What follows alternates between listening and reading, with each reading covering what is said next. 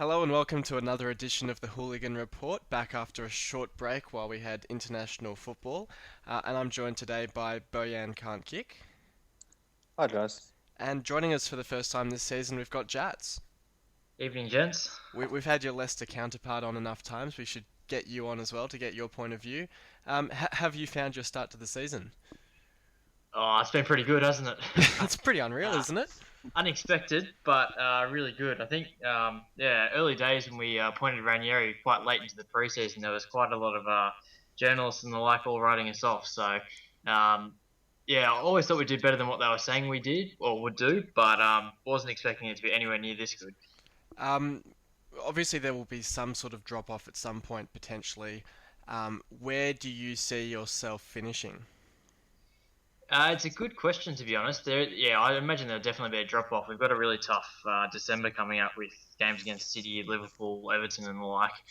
Um, we're on 25 points at the moment, so Mr. Ranieri keeps harping on about getting to 40 points first, but I'd ideally like to kind of finish up around the 50-point mark from here. So it's only another 25 points from 20 odd games, bit more. It's probably 25 games. So hopefully easily mid-table, but somewhere north of 50 points would be a good finishing point from here. Yeah, so 50 points, that'd be around, what, ninth or 10th? Or I'm just trying to think how it normally finishes up. Would it be I, 10th or so?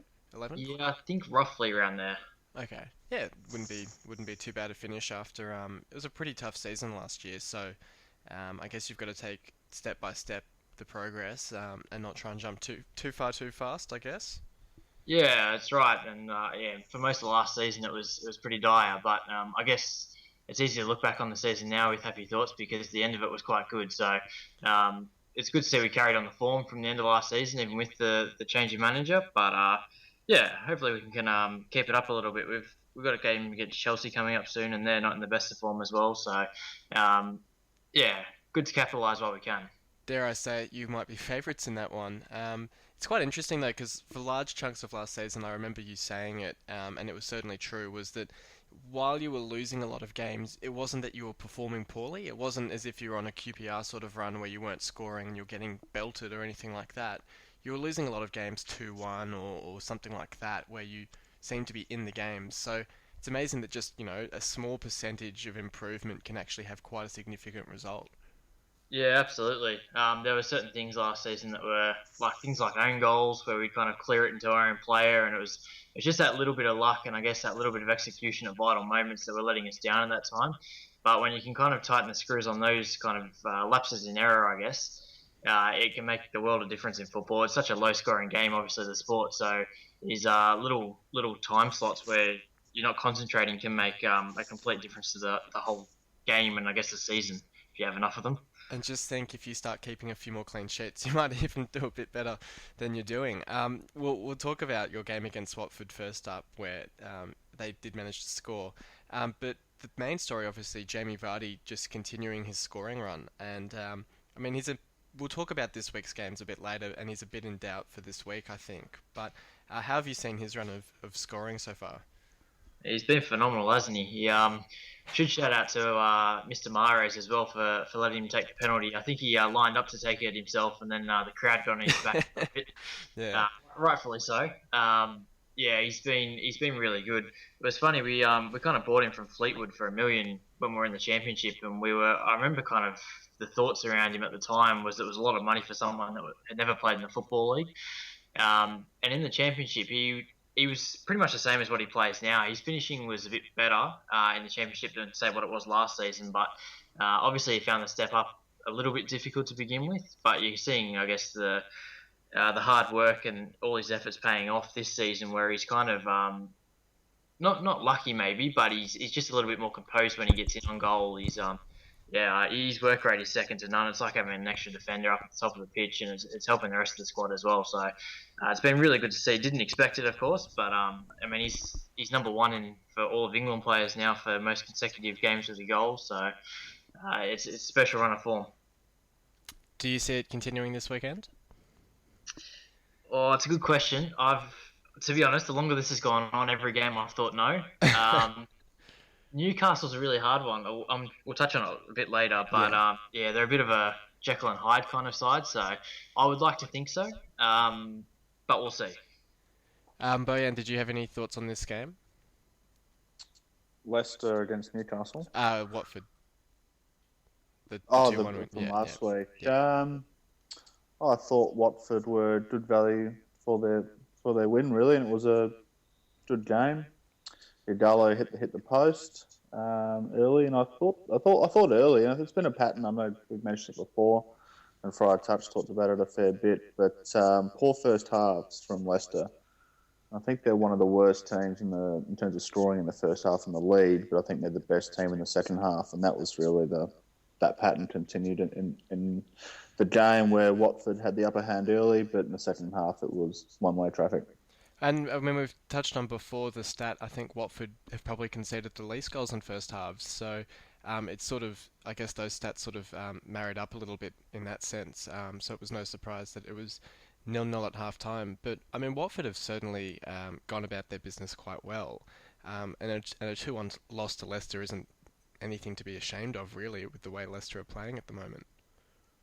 Not at all. Not at all. Well, I mean, I've spoken at length about Watford. I've been very impressed with them, and I think they will definitely avoid going down this season, and they've got the ability to strengthen in a way to solidify themselves in the league going forward, as long as their owners don't go crazy, which they are a little bit prone to, and like sat Flores in January or something because he's not top of the table.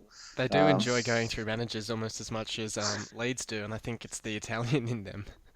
Yeah, I think so. Well, it's kind of the Italian way. Yeah. As soon as results aren't going forward, you just sack the manager, bring someone in. Now the Italians, Because of course there's no other reason that your results could be poor. It must be the manager. It's just the manager, and they also have a habit of bringing back old managers. It's quite bizarre if you look at Serie A. They kind of sack someone, bring someone else in. Oh, he's no good. The other guy wasn't too bad. They will bring him back. It was what is it? Yeah, absence makes the heart grow fonder. It's looking back. Oh, he wasn't so bad. We'll bring him back in. Exactly. So, but I think they'll struggle this week. But they didn't shame themselves last week. Well, we'll talk about your mob now, and you had I think for the first time in a month or so, you've scored more than a goal in a match, and you've taken West Brom down 2-0. Jesse Lingard getting his first senior goal for United, and it was a pretty decent goal in the end. So, an all-round, not a bad performance from United. No, it was good. West Brom set up very defensively. I guess Friar Tuck mentioned it last time we were on too, that he thought Pulis would try and shut the game down and come to Old Trafford with a draw in mind, and that's how the game kind of played out early. But a bit of class from Lingard for that goal into the far corner. It's always very enjoyable when a local lad comes through the youth ranks and scores. So he's making his way. He's got a lot of potential. Hopefully he continues with that. He's played a lot of his youth career up front, so hopefully he continues to score goals. And then Marshall showed his pace towards the end. I thought it was pretty harsh from the ref to send a guy off. I would find it, it's the 92nd minute of the game or 93rd minute, and you're giving a guy a straight red, and he's not going to play the next week. Or he might even have got a 3-match ban for being last man, and Juan Matos totally slotted away the penalty. So on paper, it was probably a little bit more. I guess when you hear of a 2-0 result, you probably think it was fairly comfortable. We had the game under control at 1-0, but you're always concerned with that scoreline. So it was good to come away with the 3 points. Jatz, did you catch any of this game or have any thoughts on it? I've seen the highlights of it. I didn't get to watch it live, Yeah. just when it was on. But yeah, Bojan's covered most of it. I think brilliant goal by Lingard. Again, it goes back to kind of those moments, I guess, where there's flashes of quality in otherwise quite dire games, especially with clubs like, Pulis clubs. They like to go in there and sit back and kind of defend with 10 players. So And United at the moment. Yeah, well, yeah.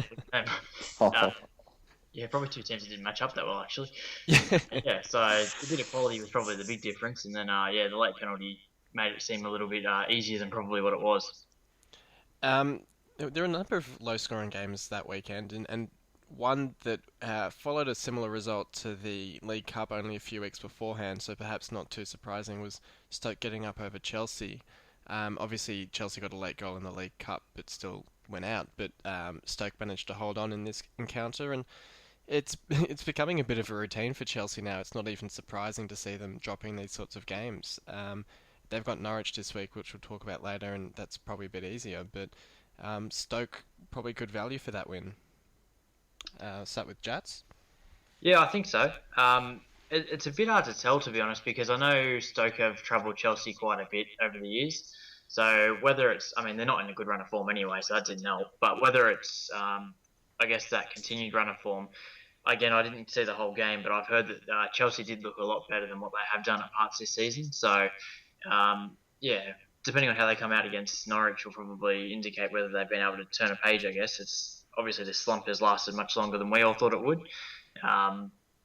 But Stoke have given them trouble in the past. So, yeah, interesting result, but probably not all that unexpected. Bojan? This is the first loss Chelsea have had this season when I think they've generally been a bit unlucky. They had a lot of chances and they spurned a lot of chances.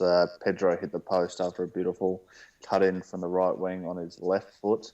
Jack Butland produced quite a few good saves, and it's been a bit of a talking point, but the Loic Remy, should he have gone down, should he have stayed on his feet? Yeah, that's an interesting one, actually. Penalty. Claim, should they have given I know the Match of the Day guys were saying, well, the ref should give a penalty to kind of promote staying on your feet, or else everyone will dive at every opportunity. There, I'm not sure one way or the other. It would have been great if he had stayed on his feet and scored that goal. What was noticeable is Diego Costa, playing the way he is now, is holding them back. They need to play Remy.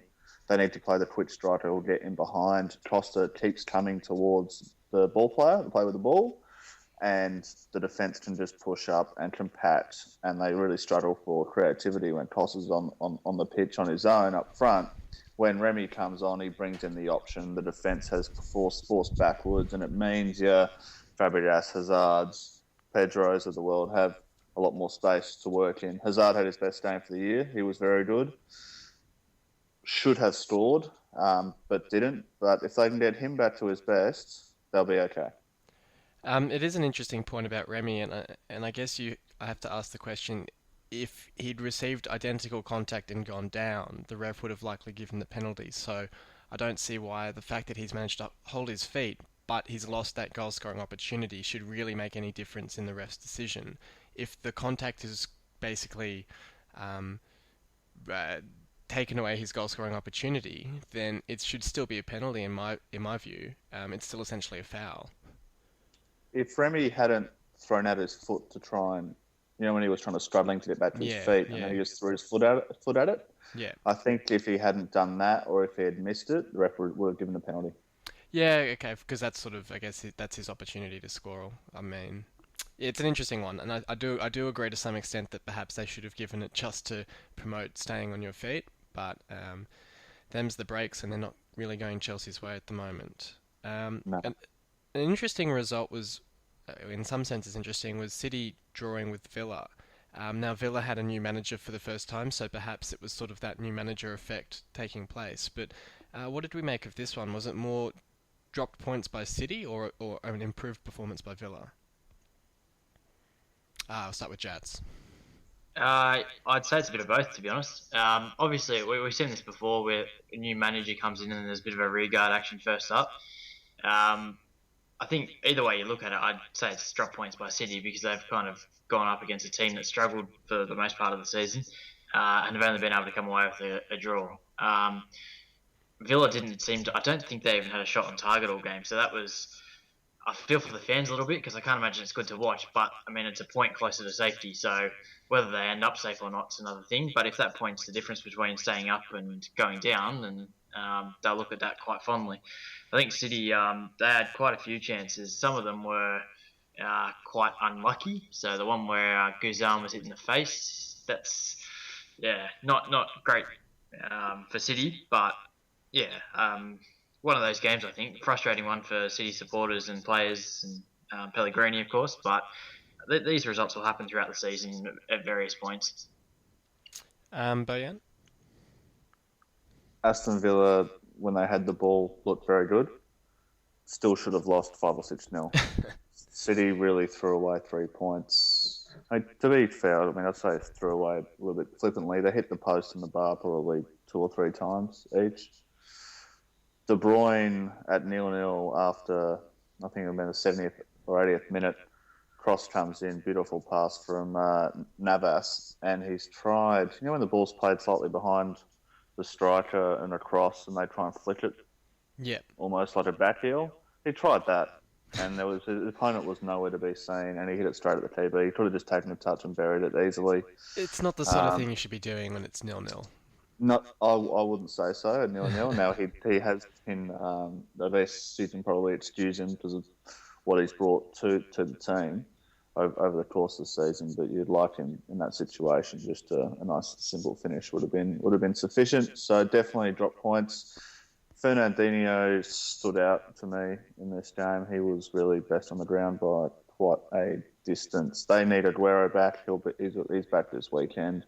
Still no Silva company out this game. And did you guys see the Rudy Gestede bit of gamesmanship at Joe Hart? I think I missed that. What was it? So one of the City players was injured, right? So you know how the refs say, give the ball back. So the City person kicked it out, and he's about 20 metres away from Joe Hart, and Gestede's basically thrown it from the throw-in as hard as he could at Joe Hart from the throw-in. And you can't score from a throw-in though, can you? No, sorry. Joe Hart was down by the corner flag. Oh, right. Waiting to receive the pass back, right? Yeah. And he just launched it at him, and it's come off Joe Hart's thigh and gone out for a corner. And note that Micah Richards is, as former Manchester City youth product and player, and current Aston Villa captain. Yeah, company and a few others were getting around him and getting around Gestede. Anyway, they didn't seem to have a problem with it. So the corner came in, and Gestede's run to the front post, flicked it with the outside of his foot, and Hart was beaten over the bar by about 3 inches. Would have been a masterstroke from Gestede. Massive blow up. If you hadn't missed that. We'll move on and chat about probably the main game from the weekend, which was the North London derby, where honours were split. But I don't know if you guys saw much of the match, but I really thought Spurs were probably the better side for most of the game. I think Arsenal came on strong at the end with a couple of substitutions, but I think for Spurs, taking off Lamela and also Ali was really game-changing. How did Jatz say it? Yeah, well, I'd agree with that, to be honest. I think it's been funny watching it over the last couple of years. I think the difference between Spurs and Arsenal is closing a little bit. Maybe not in the sense of the end season table, but in these head-to-head games, I think Spurs are starting to definitely hold their own a lot more than what they used to. Harry Kane, well-taken goal. Mertesacker wasn't great defending for it. Was kind of dragged a little bit close to the sideline, which left all that room in behind. But credit to Kane, he put it away nicely, which is something he hasn't done a lot of this season after a pretty successful season last campaign. But yeah, again, I think Spurs were on top for a large majority of it. As you say, when the substitutions were made, then Arsenal started to hit back a little bit. But to be honest, on paper, you'd expect Arsenal to win, but these derbies, anything can happen. So I thought a draw was probably a fair result, even if Spurs shaded it a little bit more. Yeah, and we'll talk about it a little bit later, the internationals, in terms of Ali, but he's been very impressive this season for Spurs, and Lamela he was playing just about the best I've seen of him. I've watched a bit of Spurs this season, but not a whole heap. But he's certainly looking a lot better. A lot better than last season. But yeah, what were your thoughts on this one? Spurs really dominated the play. I think if you, I mean, I haven't seen any analysis on this, but I'd say they had more possession and certainly more possession in dangerous areas. Harry Kane is back. Last time we were on, we talked about the fact he hadn't scored against a decent defence yet. Certainly is back and still got into quite a few good goal scoring positions. I'd be concerned if I was a Spurs fan at the fact that they let Giroud have two or three pretty gilt-edged opportunities, very easy Yeah. opportunities, and typical Giroud finish. He won't finish at 0-0. A Kind of Spurs like a Spurs mate of mine was saying Giroud was their best defender because he was making so many clearances for them. I think he's put one header wide and two headers over from around the Yeah. 6-yard box, and you're looking at the scoreline and it's 1-0 Spurs, and Spurs you perceive from watching the game have dominated, but Spurs still couldn't stop Arsenal getting those chances. So maybe that the Tongan out of Viral defence isn't as good as people make it out to be. Hugo Lloris, all these people have been telling me that he's the best keeper in the league. Well, he certainly wasn't in that game, and he certainly wasn't for France either. So, yeah, how he let that Kieran Gibbs go in, shocking. Yeah, that wasn't the best save we've seen from him. Um, Another relatively predictable result for the weekend was Palace getting up over Liverpool, and it's become a bit of a routine performance in recent years by Palace that they take it up to Liverpool with a couple of draws and a couple of wins now.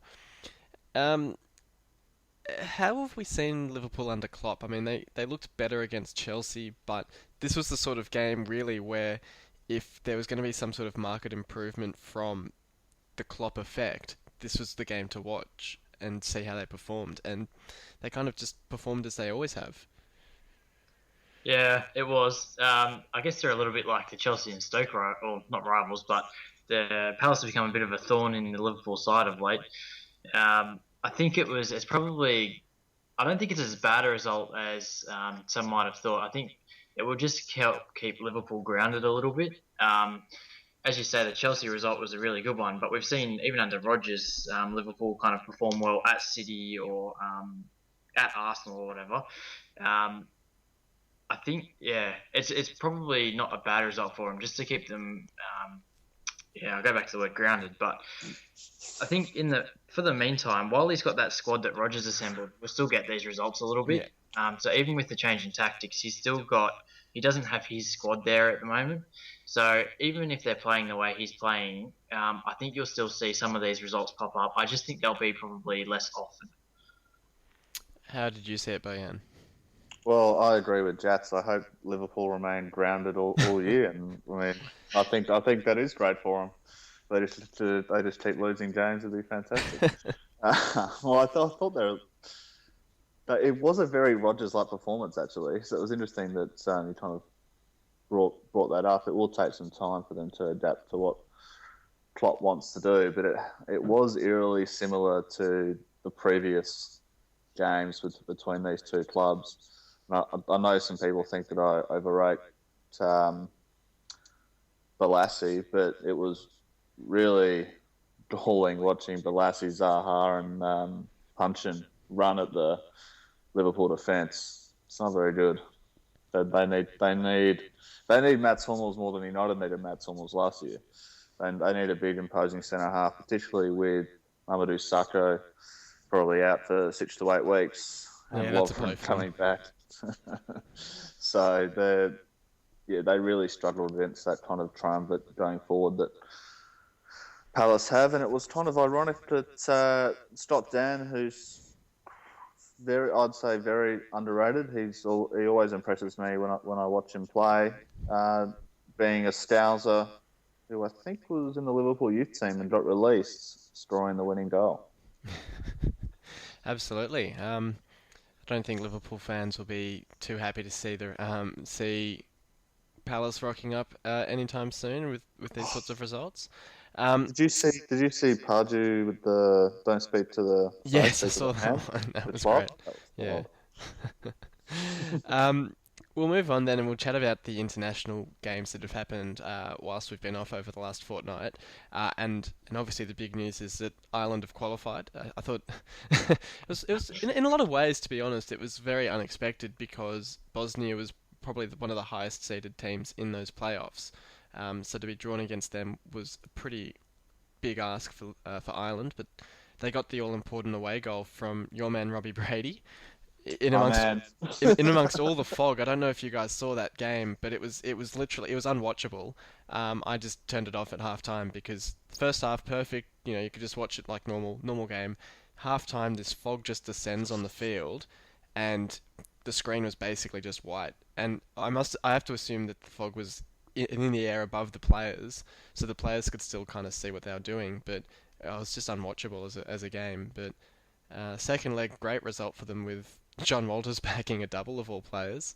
It's the Stoke legend against his former Stoke keeper in Begovic as well. Yeah, it was a great result for them. How did you guys see the other internationals? I did actually catch the second half of the fog game you were talking about. I'd like to say I saw the highlights, but to be honest, I have no idea what I saw. Yeah, rough game, I would imagine. I think you're probably right. It probably wasn't quite as bad playing it, but if it was half as bad as what it was on TV, I had no idea how they got through that. So, yeah, great result for Ireland. I don't subscribe to the fact that more teams in the Euros is a bad thing. I think it's actually a good thing.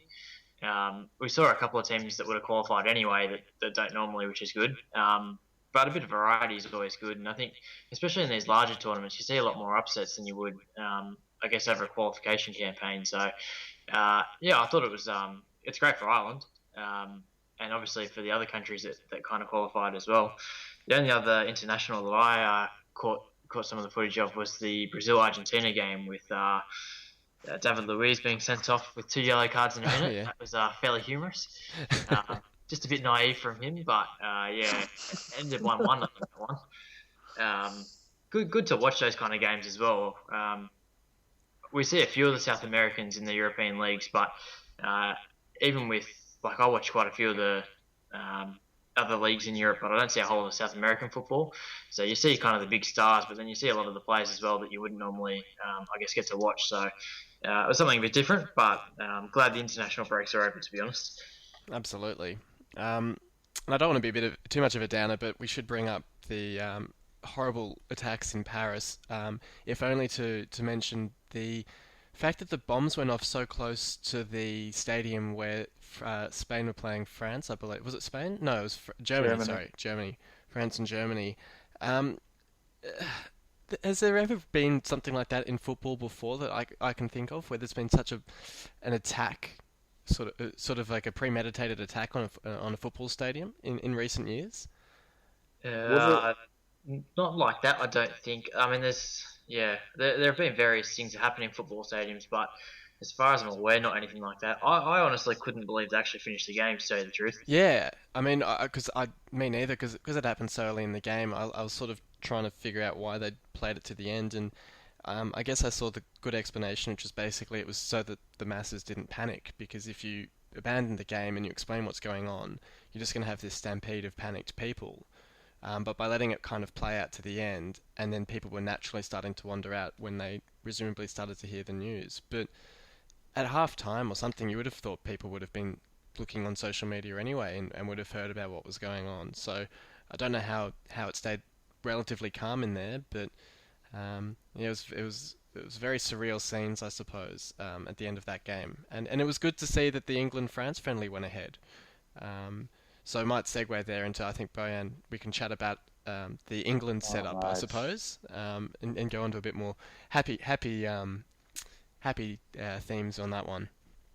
Deli Ali, I bloody hate you.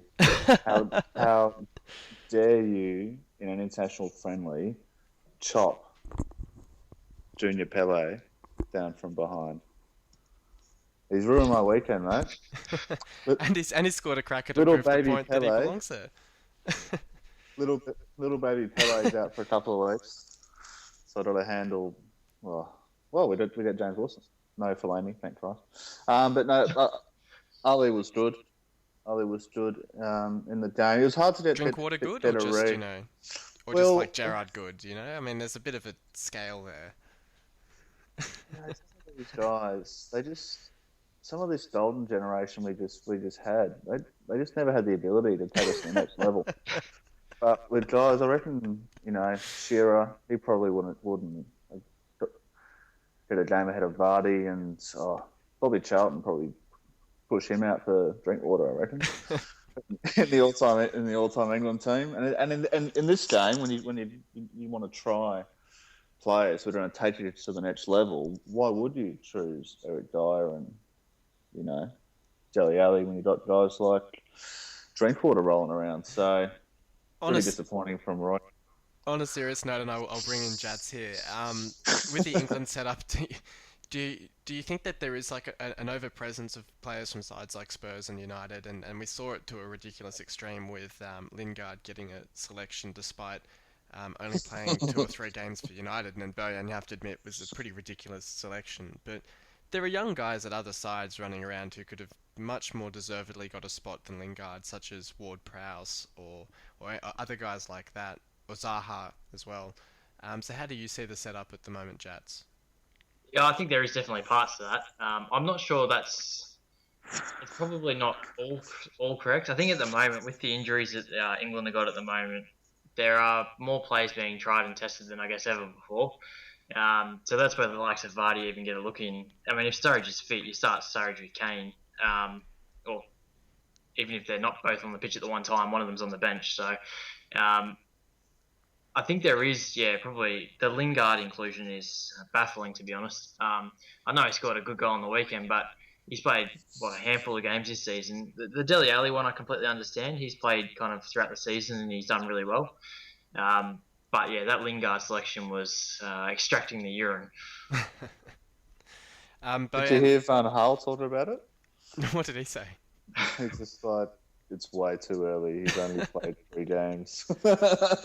Why would he play for England? Because in all seriousness, surely you would have rathered he stay behind, or would he have been involved with the under-21s, or is he too old now? It's too old for under 21. Okay, so would you have preferred he stay in England with the United setup? Yeah, absolutely. There's no...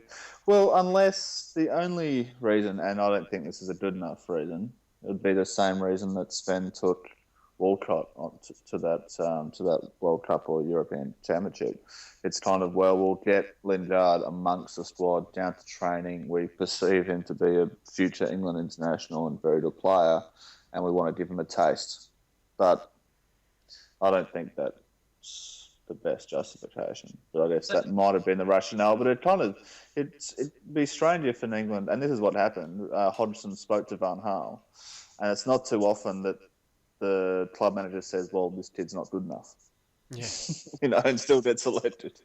But to be honest, I mean, someone like Zaha, who would, I presume, play a similar role for England at least, because Lingard plays that wide, doesn't he? Lingard is a very good two-way runner. So he's very disciplined defensively. But yes, they play similar attacking roles. So I would have thought it would make more sense to take someone like Zaha, who, yes, already has, I think he's already got a cap for England, but get him in amongst the setup. And he's been playing quite well this season for Palace. And he's the sort of player who might actually, with a bit of encouragement, just take his game to that next level again and actually contribute to England in the near term, whereas Lingard seems a couple of years away, or a year or so away. I don't mind them bringing those kind of players in for the exposure, but I think if you're going to do that, they probably shouldn't be part of the actual matchday squad. So again, no issue with them coming in and I guess seeing how that setup all works and learning from players like, he learns from Rooney all the time, but picking up tips from like Harry Kane or Sturridge or Vardy, Drinkwater. I don't mind that so much, but I don't think they should necessarily be part of the matchday squad if they're going to do that. Yeah. Yeah. Well, we might move on to United then up against Watford, and the news today that you've basically your 3 striker options in Rooney, Martial and Fellaini are all out of the game. Could very well be another 0-0 on the cards, but hopefully it means we see Jimmy Wilson get a start. Mate, no Rooney on the side. I'm expecting 5 or 6. I'd see some free-flowing ball movement. So it's looking like Memphis will be brought back on. back Yeah. into the starting 11, out from the cold. So, which is good. He can get an opportunity now, and it's really Van Hal's kind of said, "Look, mate, you've disappointed me. It's really up to you now. You've got to put your hand up and demand selection because you haven't done so today." And James it'll Wilson, be interesting to see how Depay goes because if he knows his spot is up for grabs and he has that pressure to perform rather than I think at the start of the season he might have taken it a bit for granted. yeah, I think so. And I mean, they talked about second season syndrome and that kind of stuff. He's just come off a year where he's been the best player in the Dutch league and he scored goals in the World Cup. This kind of stuff. His confidence must be flying, and he didn't have a bad first couple of games. He just struggled for a couple of weeks and then got dropped and just probably didn't immediately show the right attitude in And he training to earn his spot back. And you do that with Van Gaal, it's pretty risky. He kind of will say, well, people think you're my golden child and my transfer. I'm going to make an example of you. So he really needs to earn his spot going forward after this opportunity this weekend. and he was all right in the first few weeks. He just didn't have the skill to score that goal against Villa. So I guess he should Yeah. probably just stick to poker. Oh. Yeah. Why gamble with the ball when you think it's yours? It'll be good. You'll see a couple of new players. So you'll see probably 70 minutes of James Wilson. Van Gaal said he's not fit for a full game. He's basically, I mean, United don't really release much to the media at all. It's all very kind of tight-lipped.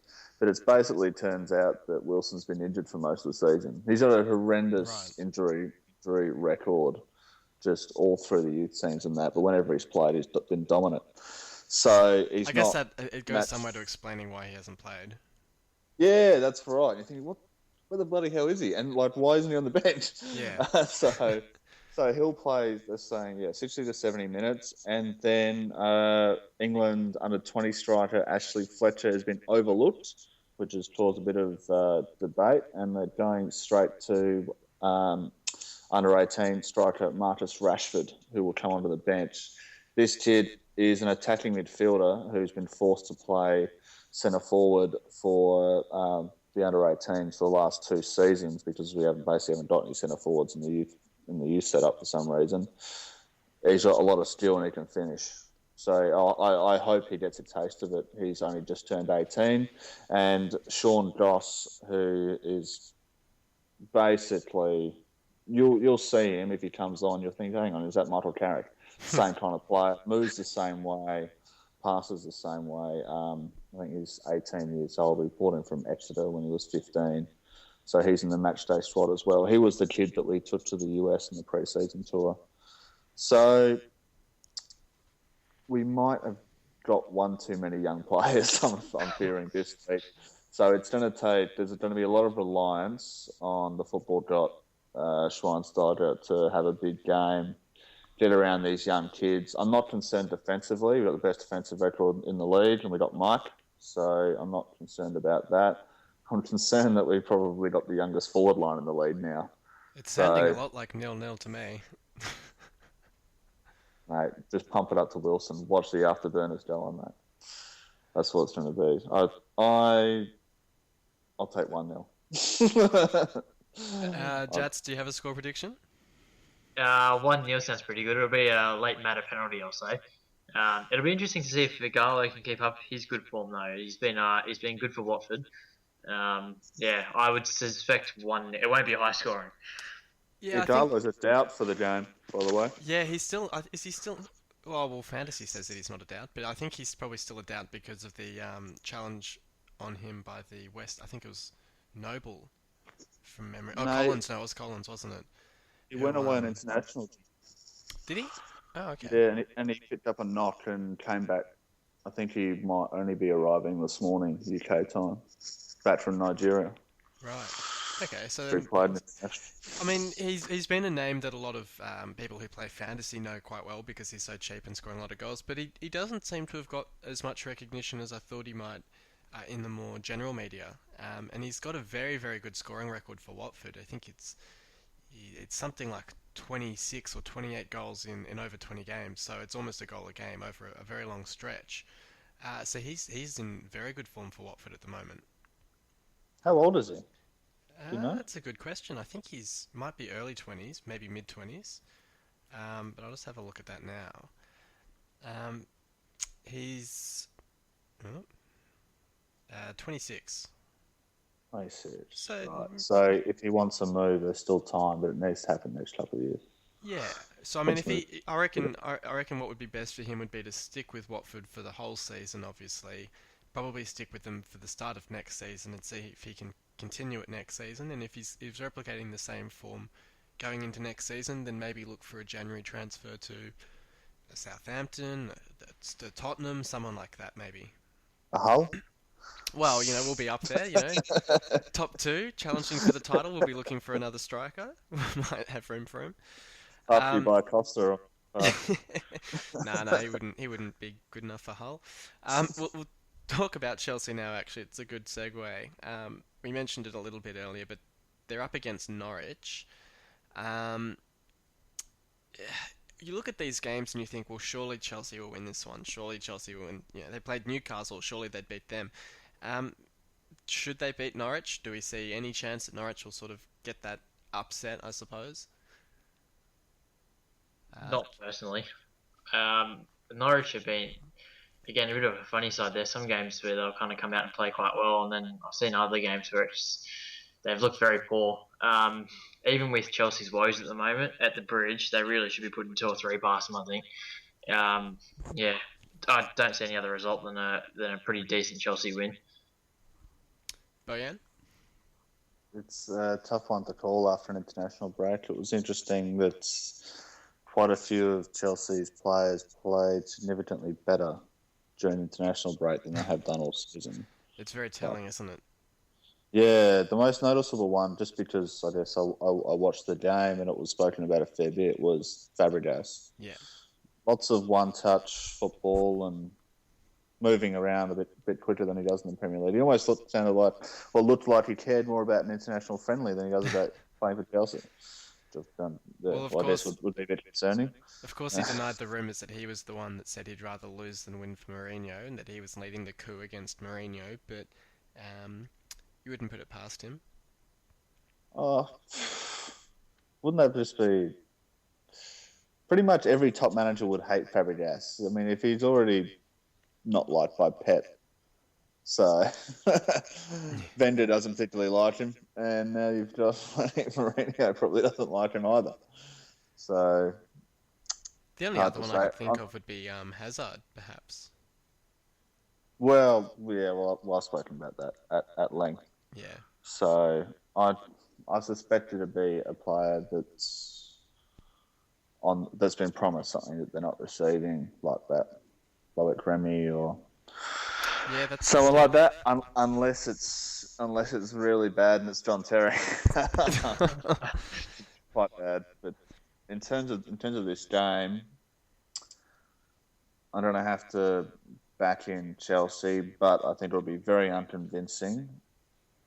2-1 victory with a nice goal for our man Robbie Brady. That would certainly be very interesting. I'll probably go 2-0 for Chelsea. I'm not sure Norwich have what it takes to score against them at the bridge, but I mean, you look at West Brom. West Brom ended up just going down in a 3-2 loss to Chelsea. So, and Newcastle obviously were up 2-0 against them as well. So I mean, anything can happen with Chelsea. I'll probably stay 2-0. Everton up against Villa. It's not a hugely interesting game, I suppose. Villa, seeing how Remigard goes in another game against the side that might be more achievable to get a victory over, and Lukaku in some pretty impressive form as well. So, how do we see this one, Jatz? Yeah, I can't say anything but a big Everton win, to be honest. I think Everton have had a pretty difficult start to the season fixture-wise, I think. So having had a look at their next 5, they've got a much easier run. So I would expect to see them start to string together a couple of wins. As you say, Lukaku's been in incredible form, but players like Kone, Delafeu. Yep, that's what I was thinking of. Expect to see them kind of feature heavily. Barkley as well. He's been a little bit quiet in recent times, but I think over the next couple of games, and especially this one against Villa at home, I think you'll see them shine pretty well. So I'd be having it probably 2 or 3-0 again. Bojan? Where's this one being played, mate? Is It's it at Goodison, Goodison? yeah. Got it back in the Lukaku Hattie, 3-0. Yeah, I'll probably say 2 or 3-0 to Everton as well in that one. The next big one is Leicester away to Newcastle, and we touched on it a little bit earlier, whether or not Jamie Vardy can get to 10 goals, 10 games in a row scoring goals. Um, do we see anything but a Leicester win in this one? Do we think Newcastle could? I mean, they did pretty well against Norwich, kind of out of the blue, so they could pose danger to Leicester. They're a funny side, Newcastle. They had against Stoke. They played really well as well, and that game only ended 0-0. But apart from Butland, it could have been easily 3 or 4-0. They would have won. So, and then the week after, they came out and played absolutely terribly against Bournemouth and won 1-0. So, it's going to be hard to say, to be honest. I think we're in incredible form, obviously, and we'd be quite confident coming up against them. I don't know yet. Mr. Ranieri's been keeping it fairly close to his chest, but I suspect that Vardy will play despite his doubts. Um, and if he does, I think it will give the whole team quite a bit of confidence going into the match. I think if he misses, it could be more interesting. We've we don't really have a striker or a second striker at the moment that's been putting them away, which hasn't been an issue as yet, obviously, because Vardy and Mahrez have been absolutely killing it. But if Vardy goes down or misses games at the moment, I'm just not sure where those second goals are coming from. So Okazaki works really hard and all the rest, but doesn't appear to have an end product or isn't getting in the right spots, more to the point. He Um, scored again. Who did he score his goal against earlier in the season? I'm trying to West remember. Ham. West Ham, that's it. Yeah. Yeah, bowling ground. Yeah, which was a really well taken goal. Actually, it was. I had my doubts about him coming into the season, and after seeing that goal, I thought, oh yeah, maybe he's much better than I thought. But since then, not a whole lot, to be honest. He's decent holding up the play and he chases the ball like Vardy does, but we don't really have that clinical striker apart from Vardy at the moment. So I'm very hopeful he's in. I suspect that he will be, and if he is, I think we should get the points. Where's his Joa? He's in the squad. He has been in the squad of late. He was pushed back a little bit in the back end of last season, and then with Okazaki coming in, he's been behind Okazaki in the pecking order a little bit, but he's featured in League Cup games, and he came on in a recent game. Hasn't scored yet, but he's only had limited opportunities. So if Vardy isn't in, I would suspect that we would see Joa start. He actually started a game recently. Now I think of it. So yeah, if Vardy's not in, I'd expect to see him. If not, he might come off the bench. What And about what's Kramaric? yeah? That's been disappointing. That after being so excited to beat Chelsea to a signature, that's not looking so good. I suspect he may actually be off in January or the summer. I think the Croatian boss kind of came out and said if he's not playing games, he's not going to get selected. Part of the reason he came to Leicester rather than Chelsea in the first place was that he was going to be able to play games. I don't know quite what the problem is with him, but it's now two managers, so it's not just Pearson that didn't think he had quite what it took, but it's also now Ranieri. And I mean, obviously, he came last January, so it's almost 12 months ago. But that first 5 or so months, you can kind of pass off as he's coming into a league halfway through a season. He's not had a preseason with us and all the rest. It's a lot more concerning now that he's had that preseason with us and he's still not featuring. Even to the point where in recent games he actually hasn't made the bench at all. So um, it's you can only say that's been a bit of a flop so far. It's very interesting because whenever those sorts of players that the fans seem to rate highly, or they've had a good record in past clubs, and then you have a couple of managers in a row who don't rate the player, it does suggest that there's stuff going on the training ground or with his attitude or whatever it is that's telling them that he's just not going to be a good fit for the side. And it's always an interesting one. And sometimes you'll get another manager will come in at some point and give them a go, and off they'll go, and they'll be great. But other times they just sort of fade off into the background because they've just not fit into the side. So yeah, I mean, it wouldn't be surprising if he leaves in January. Yeah, I He don't really know. made the wrong decision in joining and joining Leicester. He should, if he wanted playing time with a Go to bottom feeder, he should have gone to Chelsea. go to the club at the bottom of the table. Yeah. I couldn't believe But Chelsea were in for him, to be honest. I mean, that was what was part of making it so exciting. It wasn't just that kind of was this big name striker that had been scoring goals, and I mean, it was the middle of the Croatian league, which is not that impressive. But I guess realizing that Chelsea were quite keen on him as well made it kind of seem like he would probably be a good player. I'm going to put that down as their first bad decision in this massive run of bad decisions. So the last 12 months for Chelsea. is this game at St James? Yeah, it is. I think it'll be 2-2. I don't think Vardy will start. I think he'll come on and get the equaliser in this game. Yeah, I might say 2-1 to Leicester, maybe 2-2. Yeah, maybe Mahrez getting amongst the goals. I just get the feeling this could be the game that the run comes to an end for Vardy. Bit of an injury doubt, a bit sore, coming off the international break. Maybe he doesn't score this week, but we'll see. We've got Southampton up against Stoke. Nothing too exciting about this fixture, I've got to admit. How do you guys see this one? Yeah, Stoke's another one of those Jekyll and Hyde type sides this season. They've come out and played some good football at times, and then have played some quite average football as well. I think Southampton obviously hasn't impressed as much as they did last season, but I think there's still a lot of quality in that side. So I would suspect at home they should be good enough to get the 3 points there.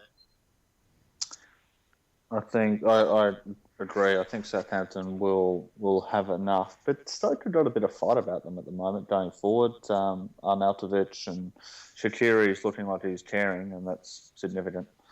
Because when he does care, he shows that he has those moments of class to create something out of nothing. But I think Mane and Tadic and Pella are just in too good a form. Pella has basically said he wants to go home to Italy, whether that's in January in the summer. Yeah, Juve sniffing around him. There's something about strikers in Italy being able to play into their really late 30s and 40s. Because he's 30 or 31, I think, and Juve are after him. I mean, Juve aren't even in the Europa League spots. I'm not sure how much attention you pay for Serie A. But yeah, so that they're in need of a striker, and he says that he misses the home cooking, basically. But hopefully he keeps his head down, arse up until at least January. Well, it'll be very interesting for Southampton if both Mane and Pele leave, because that's probably their two best attacking options at the moment. It'd be like Mahrez and Vardy leaving Leicester. So if they do let him leave either in January or in the summer, you'd hope they'll have... I mean, they've got Rodriguez, I guess, who's coming back from his knee issues. But it'll be interesting to see what else they do with bringing in attacking options. I suppose Shane Long's still there, yeah, I was going to say they've still got Shane Long as well. I think he's been injured lately, but he featured for Ireland against Bosnia in the home leg. So presumably that now means that he's fit to go for Southampton. So he may well play this weekend or tonight. So we'll see how he goes on that one. I think Southampton at home should get the points against Stoke, but Butland is very impressive for Stoke at the moment, and they do have some good attacking options, so who knows in that one. Swansea at home to Bournemouth, another one. I mean, Swansea have been struggling lately, and there were rumours that Monk was going to get sacked over the international break. So it doesn't... I mean, it's the first sort of... Swansea have been on that sort of rise as a club for a few years now, or for 5 or 6 years now, from League Two all the way to the Premier League, and they never seemed to put a foot wrong in what they were doing. And in a lot of ways, they actually mirror Bournemouth in their rise, with a great young English manager as well. First signs of trouble in paradise for Swansea, I think. I mean, they had a bit of an issue with Laudrup. But apart from that, they've been smooth sailing. So how do you guys see the issues at Swansea at the moment? Yeah, it's starting to come to a head a bit, isn't it? They started the season quite well, and it just seemed like business as usual for them. But in the last kind of month or two, they've completely fallen off the bandwagon. So, I mean, they're currently 6 off, or 5 off relegation at the moment. it's just that run of form. It's hard to say whether it's a confidence thing at the moment or whether it's maybe tactically, or it's just been going on for a little bit too long to not worry about it, I think. The game itself will be interesting. Bournemouth played quite well against Newcastle last game out, but that wasn't home. So they've got to travel to Wales for this one. And I mean, if they play the same, there's no reason they're creating chances. So I think the big thing for Bournemouth is that they have to start actually taking some of these chances. They've been in a few games lately where they've missed some of these, I guess, the fruits of their hard work. Because there's going to be a lot of games this season where they're not really in with a chance. So if they are going to stay up, I think these are the type of games with Swansea in terrible form. They really should be looking to pounce here. Poor Bournemouth. I haven't got any strikers except for And Glenn Murray. apparently there's been a fallout between Glenn Murray and Eddie Howe as well. So that's the reason he hasn't been making the bench. That's interesting. That Josh King looked all right last time out. Not obviously to the same. He's not like Callum Wilson or anything, but yeah, interesting news about Glenn Murray if true. That's Yeah, I mean, I've only heard a few things about that, but it would certainly explain why he's not even making the bench at the moment. Jesus, that's interesting. You mentioned Josh King, former Man United youth player. Yep, spent a season at Hull on loan as well. Lightning quick. Can't finish his dinner. Yeah. Striking kind of dog, but he gets heaps of chances though. So Richie's probably their main option at the moment. Yeah, Matt Ritchie's very good. On the Eddie Howe stuff, this all goes back to in the off season. The CEO or the owner of Swansea want to put in a director of football to run the transfer side of things. Him and Eddie Howe have been at loggerheads ever since. Gary Monk, sorry, yes, Gary Monk, and the Swansea board have basically been at loggerheads of this ever since. And the fact that he's not getting the performances despite being effectively allowed to buy the players that he wanted is certainly not helping his case. It seems like every week they're pretty much saying, well, if he wins this game, he's fine. If he wins this game, he's fine. It's really up to the players who it must be difficult to get behind a guy who doesn't have the support of the hierarchy, but if they want him there and if they like him as a coach, then they really need to pull their finger out because they've been playing well below their potential. But they need a new striker. I was about to say, I just can't believe that they only have one decent striker, and I use that word quite lightly because he's shown glimpses at times, but at other times he's just been woeful in terms of his finishing, in terms of when he's one-on-one with the keeper, his decision-making, and the fact that they don't have a recognised backup option that they can rotate in when he's out of form. I just don't understand it. And they've had the issue since they sold Bonnie, where everyone said, oh yes, they're just waiting until the summer where they'll, have better options to spend Bonnie's money. They brought in Andre Ayew and he's been brilliant for them, but he's not a striker. He's scoring goals for them, but he's not a striker. And they need another option. And so I can understand if the board said, look, we want to bring someone in who can actually manage these transfers a bit better. That's the evidence that you need that Monk's not getting the job done because he's not recognising that hole in his squad. Do you know who got released about 2 weeks ago? I'm not sure. Michu.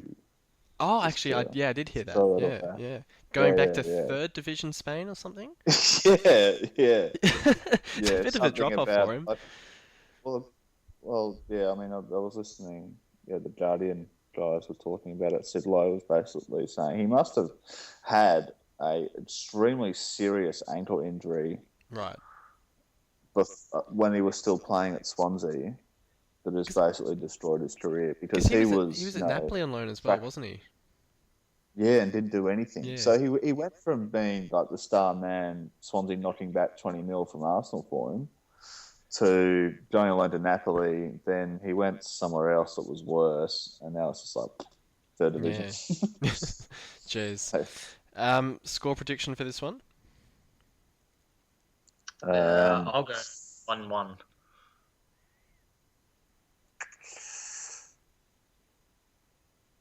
Same, 1-1. Yeah, I'll go 1-1 as well then. The last 2 a.m. kickoff we've got West Brom up against Arsenal. Should be a pretty routine win for Arsenal, I'd expect. I mean, they're in pretty good form at the moment. Ozil is finally sort of living up to that potential. He had glimpses when he first arrived, but he seems to now be producing it quite consistently for them. So that even Sanchez is not at the same level he was last season necessarily, but it's kind of being covered by Ozil's good form. Yeah, I think so. I'm really interested in this game actually, not because of the spectacle it should produce, but I think if Arsenal are genuine title contenders, these are the games they need to win. Whereas I think in the last probably 5 or 7 years or so, they've normally dropped some of these type of games. It's against these sorts of physical sides, yeah. Yeah, and I mean like Phillips normally likes to line up with 10 defenders, so Arsenal's play is great, but they've got to kind of figure out how to break them down, I guess. Even if it's just a 1-0 win, they just need to be picking up 3 points for this type of game if they really want to challenge for that title. Yeah, I'm probably thinking 2 or 3-0 Arsenal in this one because I can't really see West Brom scoring. But who knows? Bojan? 3-0 Arsenal, very comfortable. I don't see them having any problem. Probably the biggest game of the weekend with a few players coming up against their former clubs. We've got Man City up against Liverpool as the late game. Should be a pretty good spectacle, I'd expect. I mean, I think both sides will be pretty attacking in this one. And obviously Sterling and Milner up against their old sides. So is Milner injured, or is he going to play? Hopefully, for Liverpool's sake, he's injured. He's dire. How do we see the discussion on the board about Sterling's reception by the players? I mean, undoubtedly he's going to get booed by the Liverpool supporters, but do we see the players being aggressive towards him, or do you think they'll just get on with it? I don't think so. I think, I mean, they're at a pretty high level, these guys, so I would think they would leave all that stuff off the pitch. Yeah, there'd probably be some interesting comments made after the game, perhaps, when they're shaking hands, but I would expect that Klopp's kind of drilled into them not to get involved in that sort of rubbish. Leave it up to the fans, by all means, but I'd be very surprised if we saw Liverpool kind of getting into him. Do we reckon he'll score a goal? So it's always the way, isn't it? The former players manage to find the net. Would love it if he did. Just to watch that board melt. Oh, it would be incredible, wouldn't it? Yeah, go celebrate right in front of the Liverpool fans. That'll go down well. Do the Adebayor just run the length of the field to celebrate in front of them? Yes. You still do that. It should be an interesting game, though. You know what he should do instead? He should celebrate doing the Brendan Rodgers celebration. Just stand there and lift one hand into the air and just take the piss out of Brendan Rodgers. How do you see it, Bojan? It should be an interesting game. I think we saw Liverpool go to the bridge and put in quite a spirited performance. And I can honestly see them doing the same thing here. They don't have a great record at the Etihad, but I think that they'll come out firing. They've had the international break now as well, so for those that haven't played, they're a little bit fresher. And with the outs for City, Silva's a big out, Kompany's a massive out. Aguero might be back, but he's a little bit underdone probably. I don't know. I think I could see Liverpool. I could see a draw here easily, but I wouldn't be surprised to see Liverpool snatches. I can't say that. I think half an hour of Aguero will be sufficient to win this game. Has he? Because he hasn't played since that game where he scored 5, has he?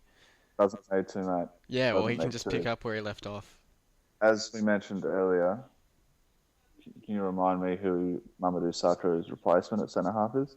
Lovren. That is a good point. Yes. Lovren versus Aguero. I can see where Jats is coming from though. There are some big outs for City in this game. Um, That Silver and company. Also, what they'll yeah, have Nicola Otamendi beside but Mandala. City don't play that Something well bad. without company. They had that great run at the start of the season where they didn't concede a goal, and as soon as company missed a game, they became a lot more leaky, and they had that lost Spurs in amongst it all. Um, I wouldn't be surprised if it's either a score draw or Liverpool managed to snatch it. I mean, yeah, Aguero could well swing the tide for City, but it'll be a very interesting game. Just the what you two have just said have just made me even stronger in my convictions. Four when nil S when City, when SM and and Jats agree on something, it's a certainty. You gotta I'm even gotta stronger. you gotta lock it in. So I'll say 4-0 City, two for Aguero, one for De Bruyne, and a tap in at the end for Sterling. From And an then I offside want position. him. Do you remember when Wayne Rooney lifted up his shirt when he was young playing for Everton after he scored and said, "Once a blue, always a blue"? Yeah. That's what I want Raheem Sterling to do in front of Oh, Liverpool. oh, you just watched the board melt. Imagine the melts. We've got another London derby for Spurs. 2 games in a row for them up against West Ham. These ones are always a bit interesting because I feel like it's definitely a big rivalry from West Ham's perspective, and I feel like Spurs take it well, they're taking it more seriously these days now that West Ham's kind of rising up the ranks again. In a similar way to Arsenal, perhaps taking the Spurs rivalry more seriously as Spurs have gotten better. Um, it's at White Hart Lane. How do we see this one? I mean, it's a pretty 50-50 game in my view. I mean, Spurs are in great form, so that might give them the edge, but West Ham are tracking pretty well. Yeah, you No would think pay. so. I would suspect Spurs should win, but I mean, we've seen West Ham go to Arsenal, go to City, go to Liverpool, and all win away. So whether that home ground advantage plays as big a part as it normally would, I'm not sure. I think Spurs are they're in a great run of form, and I suspect that they should have a little bit too much quality. But Payet's out as well. Yeah, that'll be a So huge loss. yeah, I mean he runs quite a lot of their attacking, so it'll be interesting to see how they go without him. They've got some. I mean, they've still got quality players in there, but he's probably the cream of the crop there, and quite a lot goes through him. So I think Spurs will edge it. I'd say probably a 2-1 or something like that. I think West Ham will likely score, but I think Spurs should have a little bit too much class. I'll tell you who's another very impressive player for West Ham this season is Lanzini, who scored a Mm. very impressive goal against Everton. He could step up in place of Pyatt and play that sort of role for them. Um, he's still very young. He's only 22, I think. But it is going to be a big loss for them to cover without Pyatt. So how do you see it, Bojan? Well, Lanzini plays a bit more like kind of Coutinho than a Payet, and he's probably more of a goal scoring threat than an assisting threat, which is more Payet's game. He's still I like him a lot. He's still undeveloped though. His game needs refining in terms of this game. I think Spurs will do it pretty comfortably. I think it'll be 2-0 and not too much attacking threat. I mean, what the hell? What strikers are gonna? I don't. I mean, I don't West. think the Spurs defense is as good as people say, but I don't think that they have the firepower. I think Andy Carroll's just a shit truck, to be honest. So West Ham have the secret weapon because they've got Nikitsi Jelavic sitting on that bench. Uh, does he Yeah. he's love playing Spurs? no. I'm taking the piss because Taking the piss. he's just been terrible for West Ham. And I said at the minute they signed him from us, they paid 3 million or something like that for him, and Hull fans couldn't be happier to see him go. Like Oh, all credit to him, he had a great season for us last year, and he was a big part in that push to stay up in terms of his goals at the start of the season. But his attitude after we got relegated was just dreadful, and that you could just tell he didn't want to be there. And he's just getting past it. I think maybe if he was at a club like Bournemouth, perhaps where he was the sort of the central focus, he'd be scoring goals. But at West Ham, where he's a bit part player, I just don't think he's got the right attitude to go the distance with them. Maybe he's Um, got the attitude that he wants to earn 40 grand a week and yeah. chill out on a Saturday afternoon. Well, I think he's 31, 32 maybe, so this might be seen for him as his last sort of Premier League payday, and then he'll go back to Croatia or somewhere like that and play a couple of years and then retire. Who knows? But yeah, there aren't that many good striker options for West Ham. Um, the final game of the week is Palace up against Sunderland. I mean, Hmm. Sunderland have looked a little bit better under Big Sam, and they were a bit unfortunate to lose to Southampton in the last week. Well, in the sense that the Oh, it penalty was was gold. the, It was the like, penalty. why would you dive in like that Yeah, and do it? yeah. It You could was just see the stupid. expression on Allardyce's face because they defended quite well, and I mean Southampton had a couple of chances, but not a whole heap. So you Yeah. can see it's pretty clear that Sunderland are becoming much tighter defensively under Allardyce, which I think you need if you're going to stay up. Um, Yes. and they may well do it again, you know. How do we see this? Should be comfortable for Palace? I would say so. I'd expect it to be very comfortable, to be honest. Sunderland did admittedly look better last week at home. Oh, sorry, fortnight ago at home. But I think Palace are coming off a win at Anfield. They should have their tails up a little bit, and they normally play quite well at home. So, yeah, I could see this being a little bit of a blowout, to be honest. I under the old manager, I would have, been looking at 5 or 6 nil Palace, but Big Sam teams don't tend to get really blown out. So I'm comfortable. I'm comfortable with 3-1. Yeah, I might say 2-0 Palace. I think it will be quite comfortable for them because I don't think. I mean, Defoe's probably the main threat for Sunderland, but Yeah. I think Palace will probably do it relatively comfortably at home. Um, so that's all the games in the Premier League, and I've got to say, United Watford is the early game tonight. It's going to take some competition down at the local pub for the big screen with Hull coming up against Bristol City as the early game in the Championship.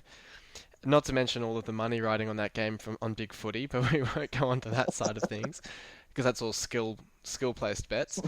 Um, Yep. but I did think it deserved a mention. I mean, Hull we haven't talked about since they've gone into first place in the Championship, but they've conceded 8 goals for the season in 16 games or 15 games, which is their best ever defensive start to a season ever.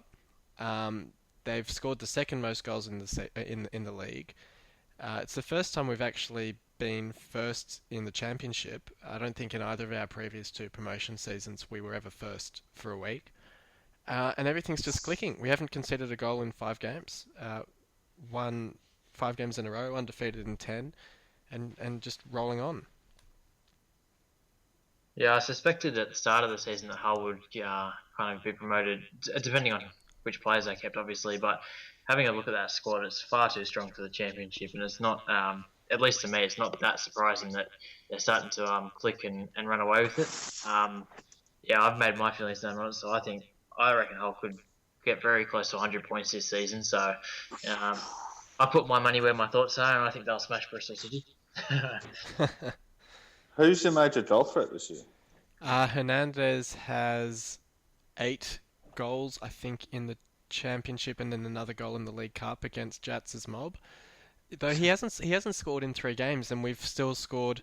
I think it's 12 goals in the last 5 games. Because we've just had this very even spread. We've got Clucas chipping Diame? in with a few, Diame chipping in with a few, Huddleston even scored last time out. Akpom scored a couple. He's starting to look pretty good, and it's good to see that sort of even spread across the side. And then obviously we've still got Hernandez who's looking a lot better this season.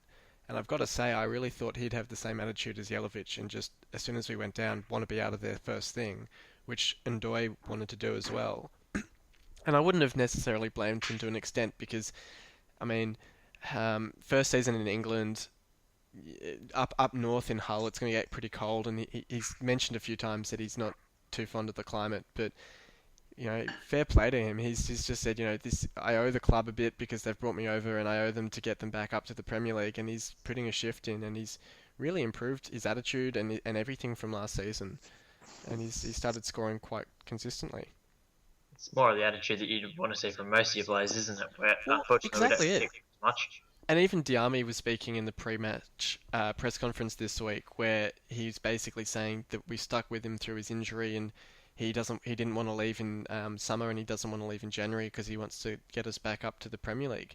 And this is a guy who, when he was at West Ham, was talking about the fact that he couldn't wait to be moving on to a bigger club like a Liverpool or someone. So, so to be perfectly honest, like that, when you're saying that sort of thing at a club, you think, okay, so he's that sort of not necessarily a mercenary, but he's looking at clubs as sort of stepping stones, and wouldn't think twice about ditching a club once they go down. So to see that sort of shift in attitude's quite welcome. And speaking of injuries, I just wanted to make note that Robert Snodgrass, who's been out since a bad tackle from Joey Barton on the opening day of last season, has finally made a couple of under-21 appearances, and the game against Bristol City's come just too soon for him. He's going to turn out for the under-21s again, but before too long should be back in the first team squad, which is great news. Trust Joey Barton to do that. Yeah, I mean, fair play to him. He did apologise after the game and all that sort of thing, and it did seem to be relatively accidental, but it's just been a very unfortunate one. Dislocated kneecap that's taken quite a while to recover from. They sound awfully painful. Yeah. Kind of make it too much fun. Yeah. So no, it's great. It's a great story to see him back, and I think it's going to lift the squad. And it's that old saying though, but it's like a new signing really. And you look at the squad and say how strong it is for the championship, and it's just going to get stronger. It's Snodgrass coming back. Myler's out for 8 weeks now, but when he gets back, and also Diomande, who we haven't even seen yet, who we signed in the summer because he'd scored 23 goals in 18 games in the Norwegian league.